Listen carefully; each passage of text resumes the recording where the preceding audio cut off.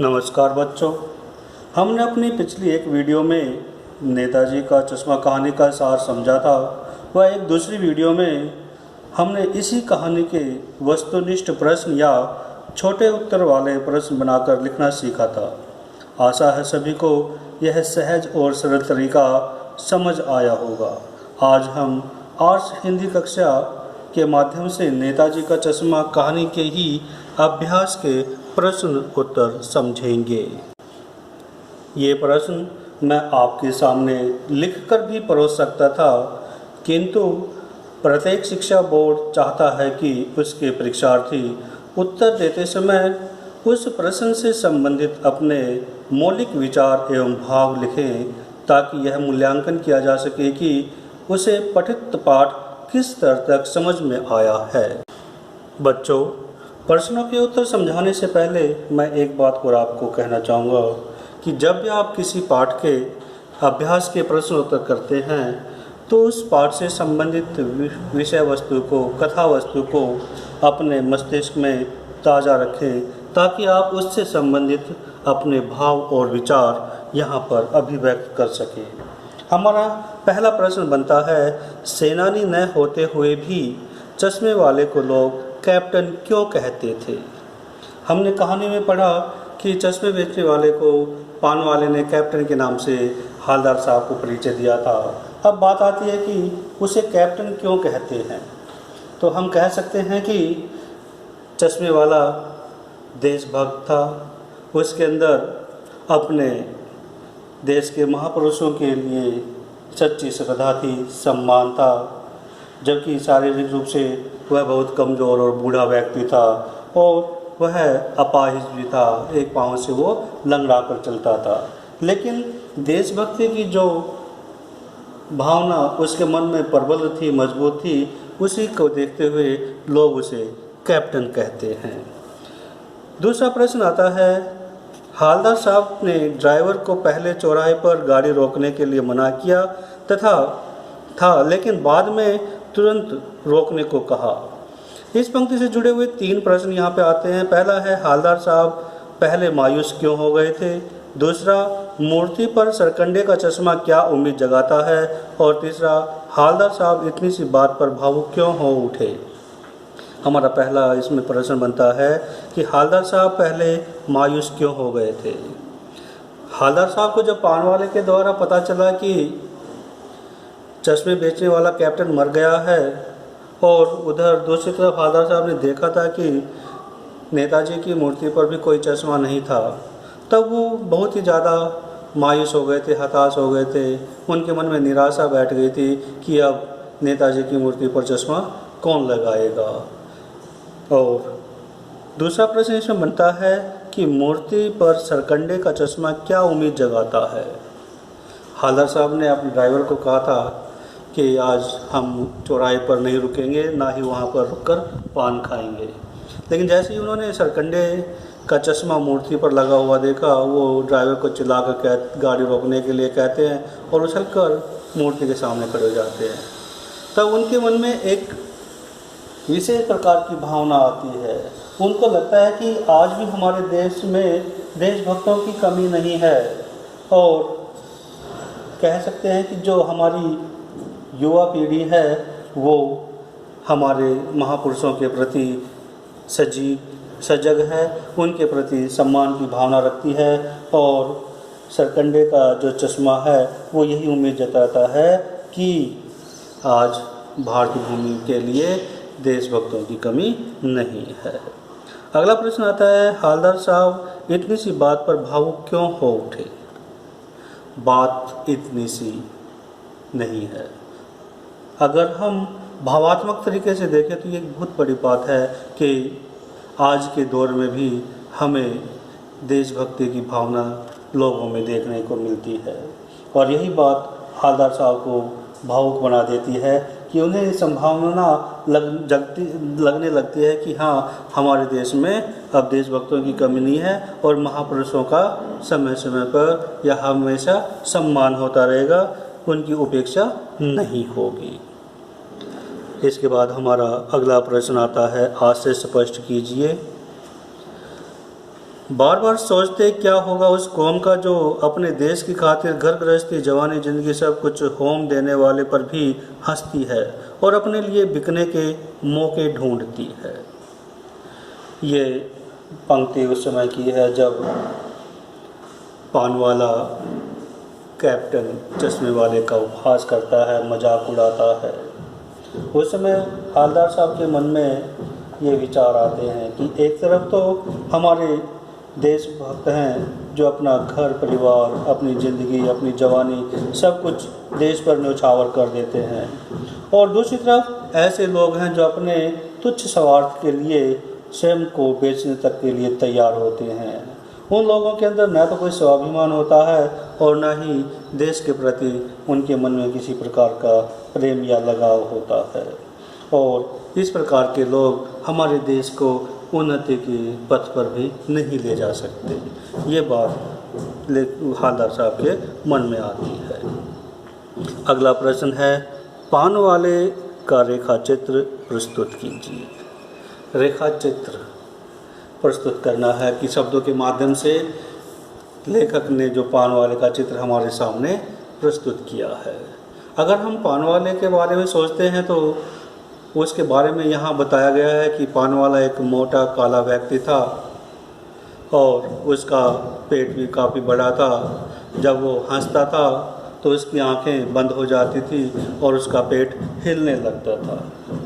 और यदि उसके स्वभाव को देखते हैं, उसकी व्यवहारिकता को देखते हैं, तो वो एक हंसमुख व्यक्ति था, मजाक करने वाला था, और उसके मन में ना तो देश के प्रति और न देशभक्तों के प्रति किसी प्रकार के कोई सम्मान की बात थी। अगला प्रश्न हमारे सामने आता है, वो लंगड़ा क्या फौज में जाएगा, पागल है पागल। कैप्टन के प्रति पान वाले की इस टिप्पणी पर अपनी प्रतिक्रिया लिखिए। कैप्टन जो कि देशभक्ति का सजग जीता जागता उदाहरण यहाँ प्रस्तुत किया गया है, और उसके ऊपर जब पान वाले ने इस प्रकार की टिप्पणी की तो ये हमारी दृष्टि में बिल्कुल ही अनुचित है, उचित नहीं है। हमें कैप्टन की भावनाओं का सम्मान करना चाहिए। कैप्टन ने जब नेताजी सुभाष चंद्र बोस की बिना चश्मे की मूर्ति देखी होगी तो उनको मूर्ति अधूरी लगी होगी, उनका मन दुखी हुआ होगा, और उन्होंने अपने देशभक्ति को प्रकट करने के लिए, अपनी भावनाओं को व्यक्त करने के लिए नेताजी की मूर्ति पर चश्मा लगाया। इस प्रकार उसके प्रति इस प्रकार की बातें कहना हमें दुर्भाग्यपूर्ण लगती हैं।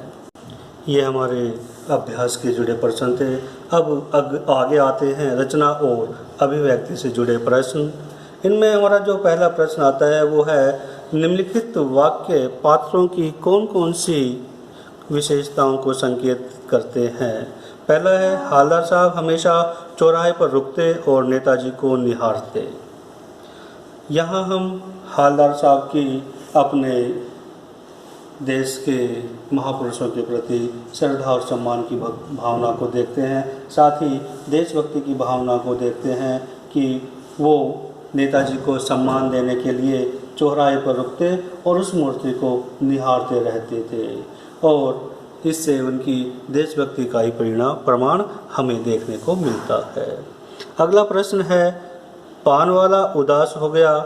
उसने पीछे मुड़कर मुंह का पान नीचे थूका और सिर झुकाकर अपनी धोती के सिर से आंखें पोंछता हुआ बोला, साहब कैप्टन मर गया।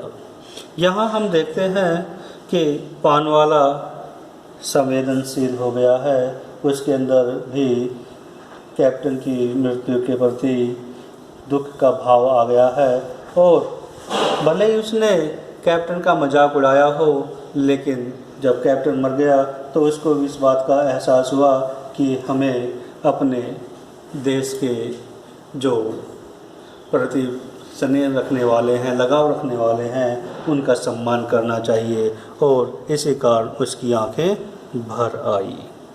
अगला प्रश्न है, कैप्टन बार बार मूर्ति पर चश्मा लगा देता था। कैप्टन से कोई ग्राहक आकर मूर्ति वाला चश्मा लेता तो ग्राहक को वो मूर्ति का चश्मा उतार कर दे देते थे और उस पर वे दूसरा चश्मा लगा देते थे, ऐसा हमने पढ़ा था। और यही बात यहाँ पर बताई गई है कि ऐसा वो उस मूर्ति के माध्यम से नेताजी सुभाष चंद्र बोस को सम्मान देना चाहते थे।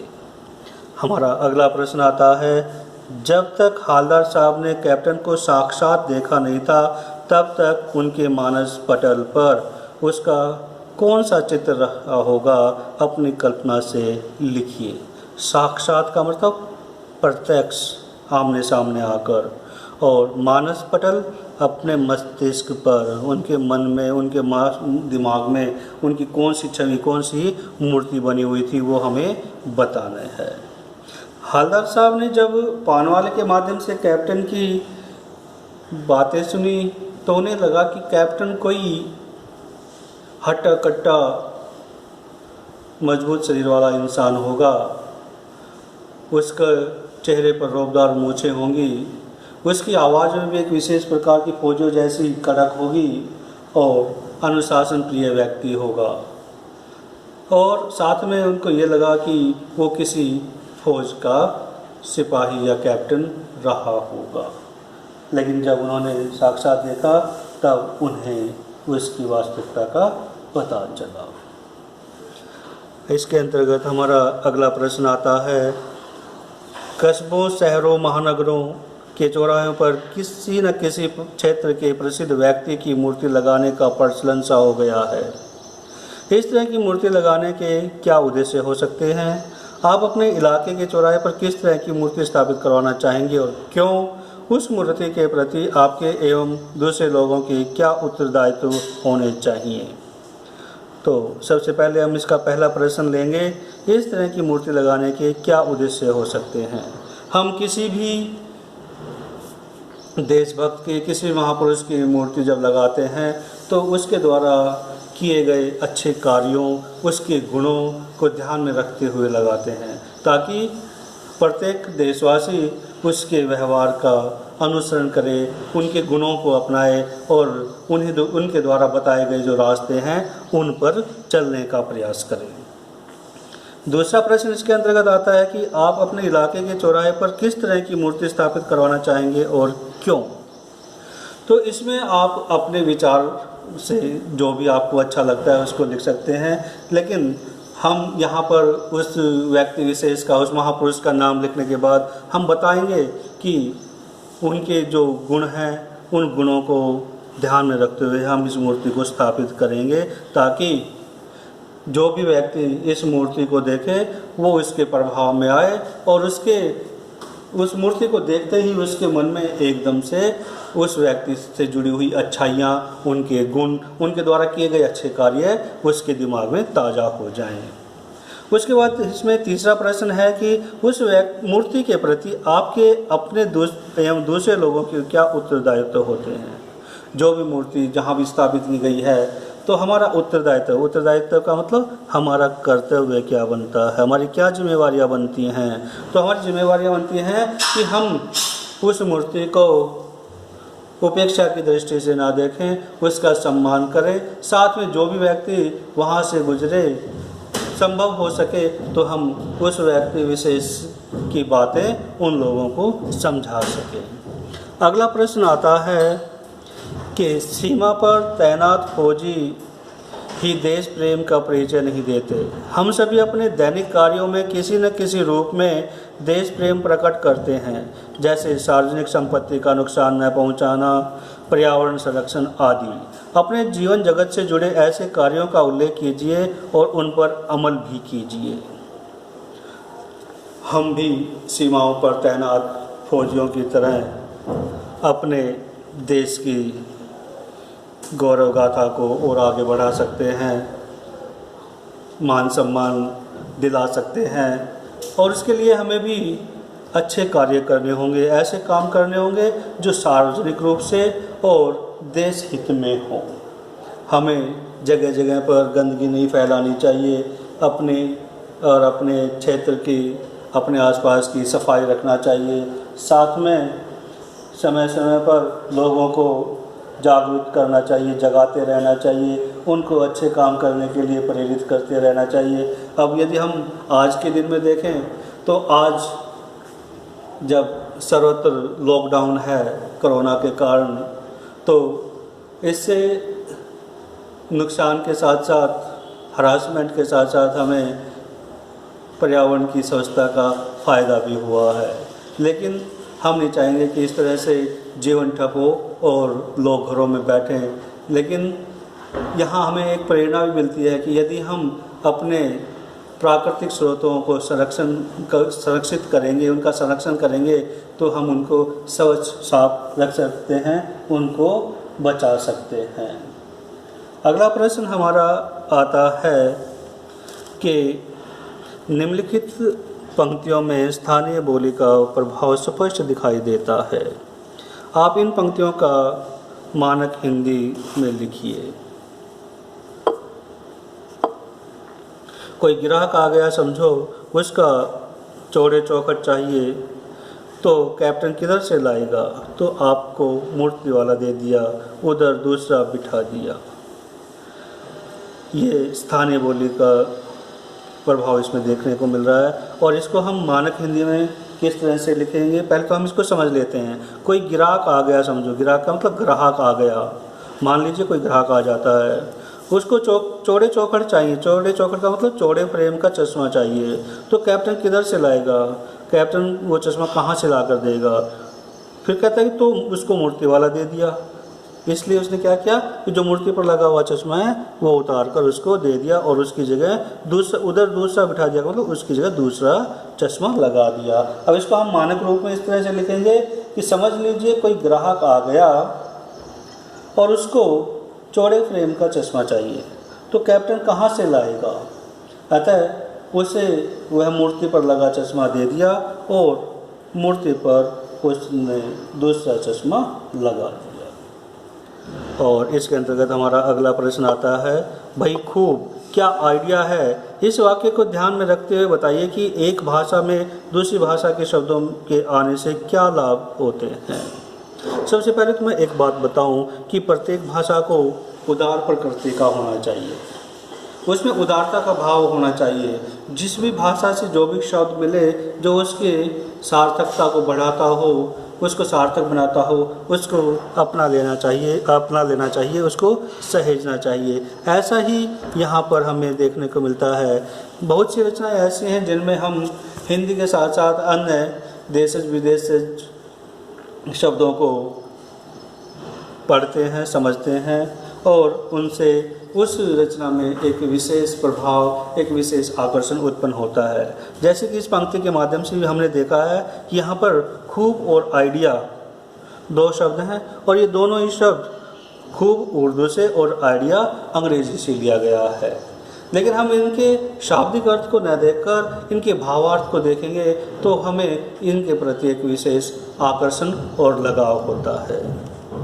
बच्चों, इस प्रकार से ये हमारे अभ्यास से संबंधित नेताजी का चश्मा पाठ के प्रश्नोत्तर पूरे होते हैं। अगली बार हम बाल गोविंद भगत के प्रश्नोत्तर करेंगे। धन्यवाद।